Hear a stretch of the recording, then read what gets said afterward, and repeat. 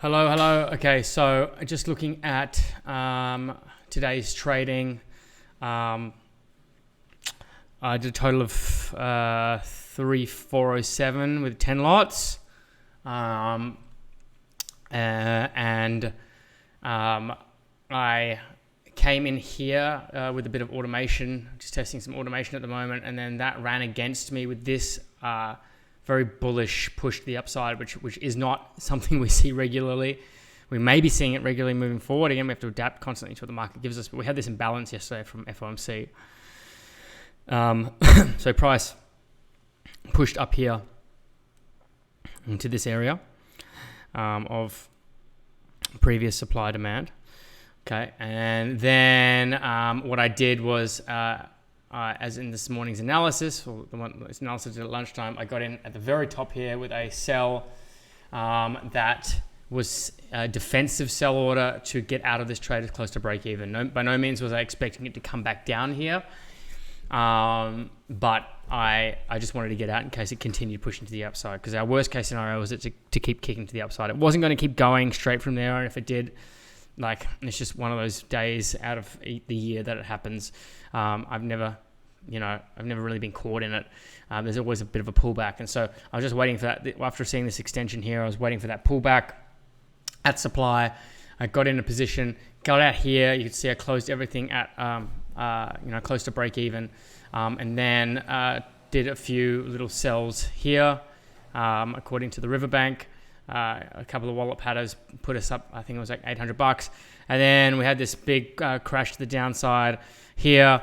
I didn't have any buys on in this area here. I just kind of let it do its thing. I was going to buy here, but I just waited for this area of demand.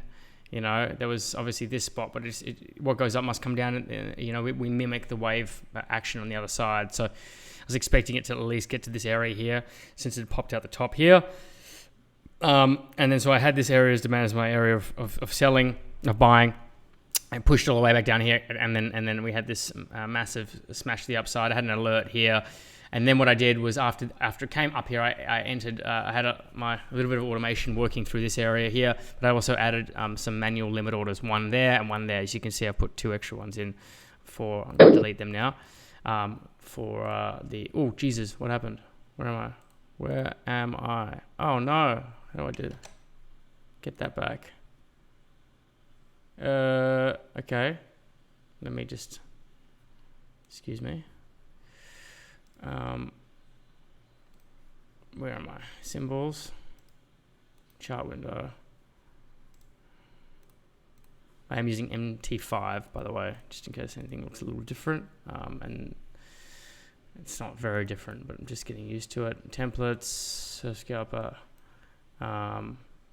Okay, and let's just put those trades back on the screen here.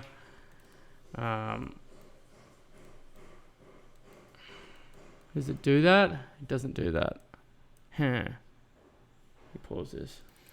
Sorry about that. Just some new things I needed to do for MT5. But as we can see here, I then put in some limit orders. I splayed them out manually in this area down to demand here, and we had this dip in and a communal close of take profit there, and another little automated trade that took place there. But all in all,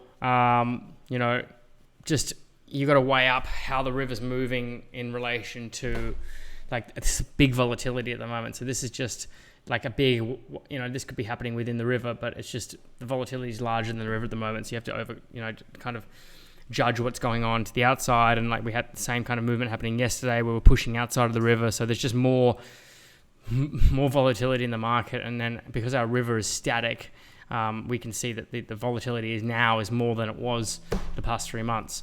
Okay, it's a larger average volatility, but still a beautiful trading opportunity here, and just a nice little buy off the dip here, secondary dip, and a nice defensive trade exit this morning. So that's the end of day 3,407. I'll reflect that into the cash flow record. But yeah, there's just a mixture of automation and manual trading.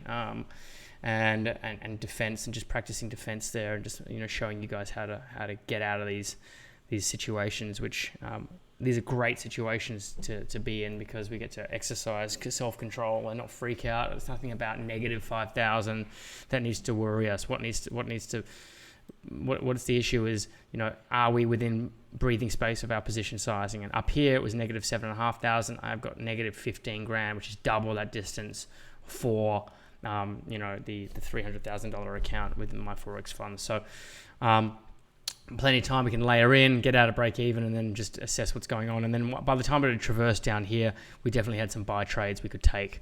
Okay, that's today's end of day. Have a great day.